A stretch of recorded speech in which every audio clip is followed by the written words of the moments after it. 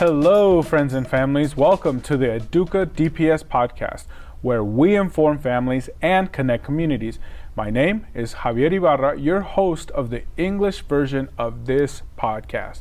And today, in the EDUCA studio, we have Leah Raffa, Substance Prevention Specialist for Denver Public Schools. And our topic, you guessed it, is going to be around substance use prevention. Leah, welcome to the studio. How are you today? I'm doing well, thank you. For our audience members, can you just tell us a little bit about how long you've been with DPS and what do you enjoy most about your job? Absolutely. I've been with DPS for 9 years now. Wow. And I just love getting out and supporting our students and getting to see all their strengths. I've seen you around at quite a few schools, and I've always wondered what you do, and so it's a privilege for me to actually get into it, and so now I really understand, and hopefully by the end of this podcast, so will our audience. Amazing. Thank you for having me. Absolutely. So let's give our audience a little bit about the topic today, right? So substance use prevention is about empowering individuals, especially our youth, to make healthy, informed choices and avoid risks associated with drugs, alcohol, and tobacco. And how do we do that? By promoting education, resilience, and strong support systems and positive coping strategies. That is the key there. Prevention efforts are aimed to reduce the likelihood of substance misuse before it even starts. So it's a community effort that involves families, schools, healthcare providers, and local organizations working together to create a safe, supportive environment where people can thrive. And that is the very reason why we're going to be talking about this topic at here, the EDUCA DPS Podcast. So, Leah, my first question for you is, what are some of the biggest risk factors that can lead to substance use among our youth? Yeah, so there's several key risk factors that can contribute to substance use in youth. And one of the most critical being the age of initiation. So the earlier a young person starts using, the more at risk they are for developing problematic use later on in their lives. Another major risk factor is access to substances. The developing adolescent brain is really primed for rewards and risk-taking with limited ability to think through the consequences. The bottom line is that kids are not able to experience with drugs and alcohol if they don't have access to them. So as parents, if you have substances in your home, it's important to keep them in a place where your children can't get to them. And then another final risk factor I'd like to highlight is acceptance. Research shows that young people whose parents express disapproval of substance use are considerably less likely to engage in it. Conversely, those parents who are more accepting or lenient regarding substance use tend to be more inclined to experiment with drugs and alcohol.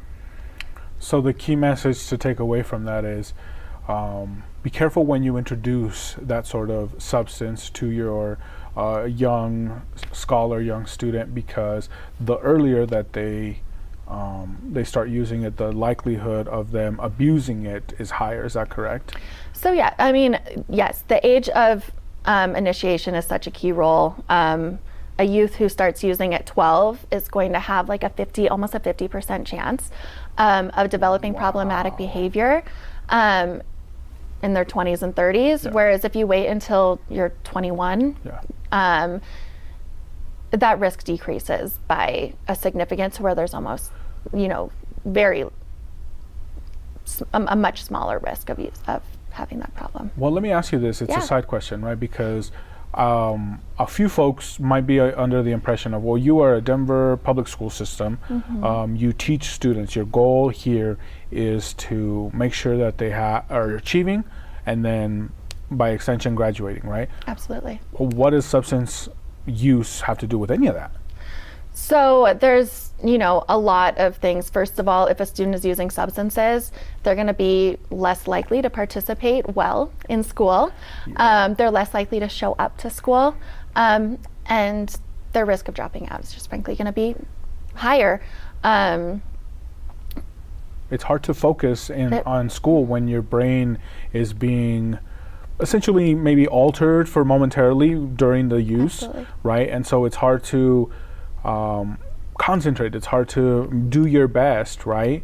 And then we expect students to continue to do that. And so I think that that's how we get involved with this and how your team is involved. And so I think it's very important, our topic here today. Absolutely. But I have a follow-up question to that, which is, how can families and communities support our young people in making these healthy choices? Absolutely. Our families and communities play such an important role in youth substance use prevention, and just really encouraging our youth to make healthy choices.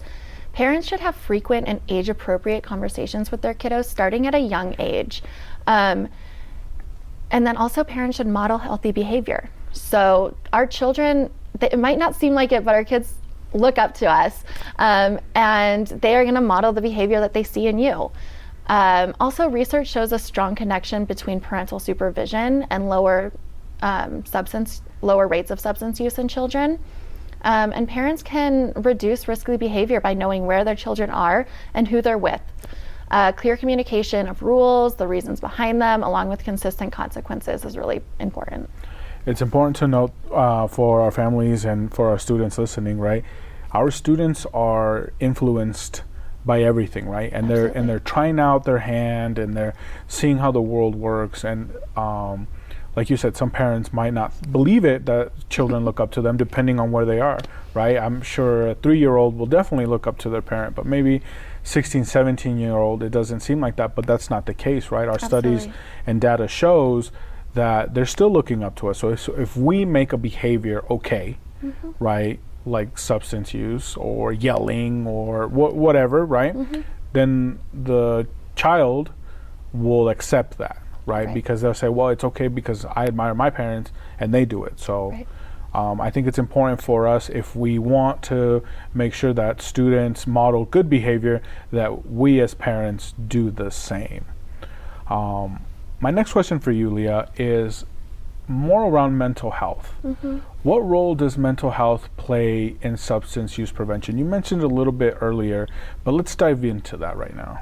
Absolutely. So 85% of adolescent substance use co-occurs with other mental health conditions, such as PTSD, ADHD, anxiety, depression. And to address those mental health concerns, we really need to provide access to interventions in schools.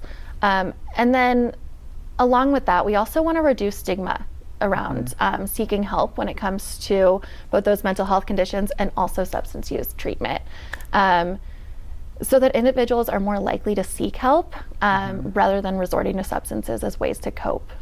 And then also in schools, upstream strategies like mental health education and promotion help students develop healthy coping mechanisms to manage stress, anxiety, and other emotional challenges. And these things reduce the likelihood of turning to substances for relief.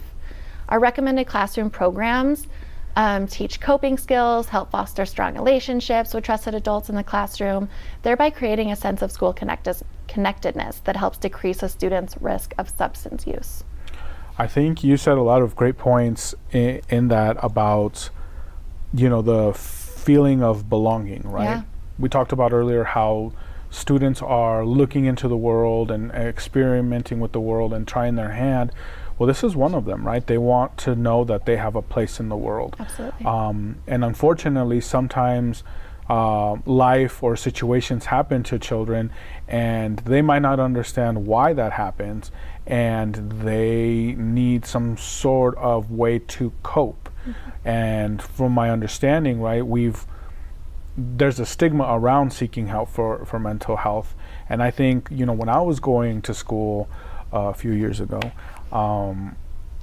it was definitely there, right? The stigma was there. And so if you were, we'll talk about machismo, if you were a man, well, you drank away your problems, or you used away your problems. You didn't go talk about your problems, which I think is really interesting. And that's what I admire about our youth today, actually, is I'm so impressed with how many students that I've interacted with, and we interact with thousands of students every year, telling their stories, is how in tune they are with their feelings, how in tune they are with and self-aware they are. And a lot of it has to do with their access to the world. And so we just want to make sure for our parents and for our families listening, right, that we get our children the help that they need. And guess what?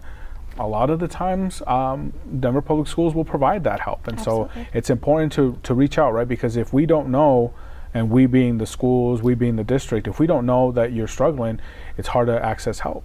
Absolutely. Yeah, I am constantly impressed with our young people in DPS and their ability to seek out help, to also support their peers who might be struggling, and recognizing that when, someone they care about needs help, they can encourage them to find support, because there are support systems. Absolutely. I think of myself I think when I was younger, if I was to go back to school today, right, magic, teleportation, Freaky Friday, something like that, I think I would definitely thrive in this sort of environment because of how much support there is, right? I'm not saying that there wasn't support when I was going to school, but we're definitely getting better every single day. So I see consistent efforts to help children, the whole child, if you will, and this is one of them. Yeah. This is one of them. So my next question for you is, how effective are school-based prevention programs, and what exactly makes them so successful?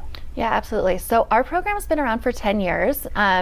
And in the 10 years that the substance use prevention program has been in existence, we've encouraged our schools to choose from a menu of options. We just recognize that DPS schools, each one of them is different, has different populations. So we want to give them choices of grade appropriate, evidence-based substance use prevention programs that are either free or covered by grant funding. And because we've been around for so long, we have pre and post data that we've collected from these students over the years that show the program is effective. That data shows that 80% of total students surveyed agreed or strongly agreed that they would use the information they had learned to make future decisions about alcohol or substance use. And of the students who reported using substances at pre-test, over 65% reported a decrease in the use of substances in post-surveys. And so one could say that with addition of prevention and education, we can strongly advocate for our students because there are alternatives to whatever they might be experiencing at the time, right? What would you say is such a important factor for our students to understand that there is help? Absolutely. That there is a way to cope with what they're doing. And something we talked about our students earlier, like I know that our students feel deeply. Absolutely. Right? I feel such a empath within our students because they feel way deeper than I did when I was their age. And so what would you say to students like that? Like, is there help for them? Is there a way for them to access that? Absolutely. When a student's struggling with substance use or any other mental health condition, we want to look at it just the same way as if a student broke a leg or, was physically ill. If somebody broke a leg, they would go get help. If somebody's struggling mentally, we also want them to seek out help. And there is no shame in doing that. And we really encourage that.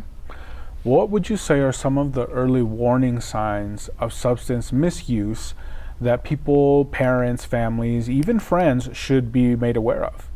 Yeah, so parents should trust their instincts when it comes to this. We know that our parents know their kids better than anyone else. But some signs of potential substance use or misuse can include changes in sleep patterns, loss of interest in favorite activities, changing in your eating habits, frequent physical complaints like headaches.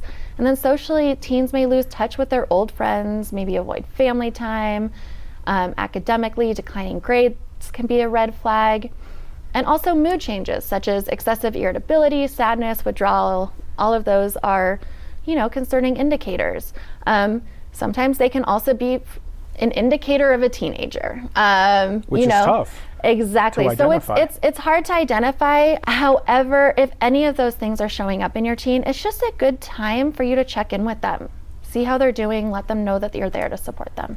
I recently reconnected with a friend from high school who did use a lot of substances, and something that I noticed now reflecting on our time together was that they lost a lot of their ambitions. Yeah. right? Their new ambitions was very different, right? And so I noticed that early on, and I just thought, well, they're going through something or whatever. It took them about 15 years to bounce back to their life, and they burnt a lot of bridges and a lot of health defects. And so I think it's like that Scared Straight program, and maybe if we had something like that, like, I've seen the people with the respirators, like, this is my voice after smoking 15 years. I think if I was a kiddo now, that would scare me. Well, and that's so interesting you say that, because the research shows that those type of programs that at least I grew up with, so the DARE, the Scared Straight, are actually not effective. They're not effective? No. Oh my goodness. Just because young people really feel like they're invincible. So they recognize those things are out there. Yes. They're possibilities. It's not going to happen to them. But another thing that you said that really resonated as well is that goal setting piece. So, your friend losing their ambitions. But one thing that parents and other trusted adults can really do when they're talking about substances with their kids is talk about the goals they have. Talk about what are the things that they want to do. And then also, what could substance use, how are affect those goals? Exactly, 100%. So our athletes, talking to them, how might vaping impact their lungs, their ability to run, their ability to do great at their sport, our musicians, all of those things, what could happen if they started using substances? Yes. To think clearly, right? Absolutely. I think I was a performer. I played the trumpet all through high school, and I think if my mind was fogged because of vaping or whatever, it would be hard to perform any sort of band concert or anything like that, or even athletes, right? I know that kids today even more want to perform at the next level, and everyone's looking for the next edge, but there are things that, I call them setbacks in life, right? What is it that's going to set you back? And at critical points in your life, like, if everyone else is achieving and you're setting yourself back, like, it's going to be hard to make up the difference. And so I think it's important to use goals in a way to motivate our young scholars in order to be aware of what it is, right? It's not the Scared Straight program, which I'm fascinated that you're telling me that doesn't work, because I feel like it might have, but I don't know. We'd have to do some research there, right? There's research that backs it up. But absolutely. Yeah, absolutely. So we talked about families, we talked about mental health. Let's shift gears a little bit and talk about social media. Okay. How can social media and peer pressure, which is tough these days, influence attitudes towards drug and alcohol and even vaping use? Absolutely. Yeah, you said you thought you would do great back in high school. If you could go back today, I would not want to, with all the social media that is out there. And social media can really create an unrealistic perception for our kids, especially when it comes to substance use and the number of kids who are using. Data shows that most kids are actually not using substances, and it's really important that we get that message out to kids. Say it one more time.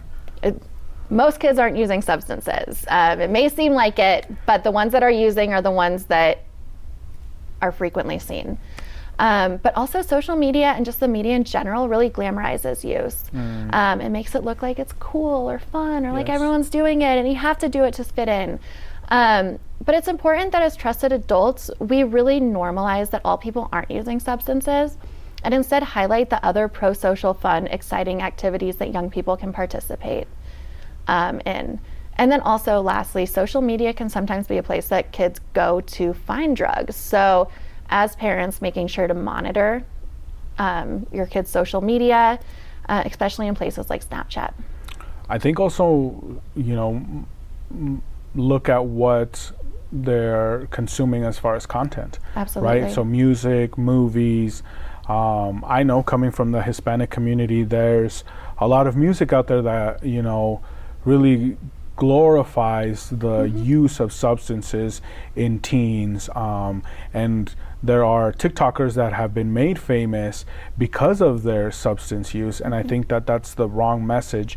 But if we want to, we want to be famous, we want to emulate that, and so talking directly to the Hispanic community right now, because that's my community, and who I represent, I think it's important to know that like there are also people out there that are not using substances that are very successful. Absolutely. You know, in this line of work, I've been able to meet politicians, lawyers, business owners, very wealthy people that look like me, but they don't have a music video. You know, they don't have a famous TikToker or whatever. And so I think it's important for families to know, for kiddos to know, like there are other options than just glorifying that sort of content.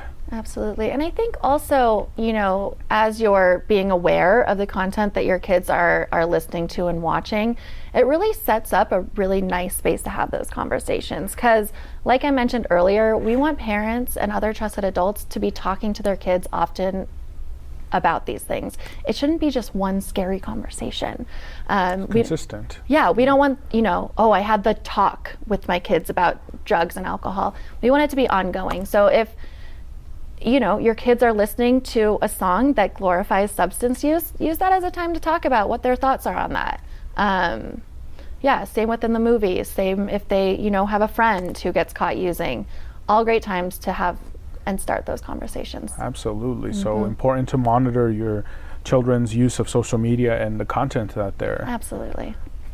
Leah, I want to talk about resources. Yeah. Do we have any? What are some resources and support systems that are most helpful for someone who is trying to either avoid or stop substance use? Absolutely. I mean, we are really lucky being here in Denver and, you know, being in a resource-rich community. But, you know, just some of the most beneficial resources for someone who's looking to prevent or overcome substance use involves creating a supportive environment where conversations can occur without judgment. It's important to, again, establish that continuous conversation rather than having a single discussion. And then assisting in individuals' ability to build effective coping strategies and stress management techniques. While also utilizing the resources that are here in Denver. So Denver Health Step Clinic has a great program for youth who are using substances. And then in schools, connecting with the mental health team can be a great first step. So there are many ways, but the important thing here, the message here is take that first step, reach out, ask for help, because if you don't, how will we know that you need help? Absolutely. Leah, a final message that you have for me, for our audience, for our kiddos in the district, anything that you want to say? Yeah, absolutely. I mean, I just want to recognize all of the trusted adults that are showing up for our kids, that are having these hard conversations, just being there day in, day out. I recognize that it's hard. If anyone's looking for additional resources, Forward Together Colorado has great tips on how to talk to your kids about hard subjects. And then also our team, DPS Substance Use Prevention team, is always available as well. Well, Leah, I want to thank you for coming on and talking about this very important topic. And to our audience members, right, the whole point of this podcast is to bring resources to you. And so that's why we have subject matter experts like Leah, like Vannessa in the Spanish version with Beto. And so whether you consume this content in English or content in Spanish, there is help for you. And that concludes our EDUCA DPS podcast for today. I want to give a big thank you to our guest, Leah Raffa, for sharing this important information. And I'd like to ask our audience, listeners, viewers, social media consumers to please share this content and subscribe to our YouTube channel at Denver Public Schools Plus, where you can find all of our multimedia productions, and you can also find all us on all of your major podcast platforms. Just search for the Denver Public Schools Podcast Network. We want to lead with gratitude here in the EDUCA DPS studios. And so our gratitude goes out to the entire communications department, and also a big thank you to our proud superintendent of Denver Public Schools, Dr. Alex Marrero, for his continued support of the EDUCA DPS podcast and all of our multimedia productions. Don't forget to tune in into our next EDUCA DPS podcast, where the learning journey continues. And please remember to tell your children more often, I believe in you and I know you can do it. I'm Javier Ibarra. Until next time.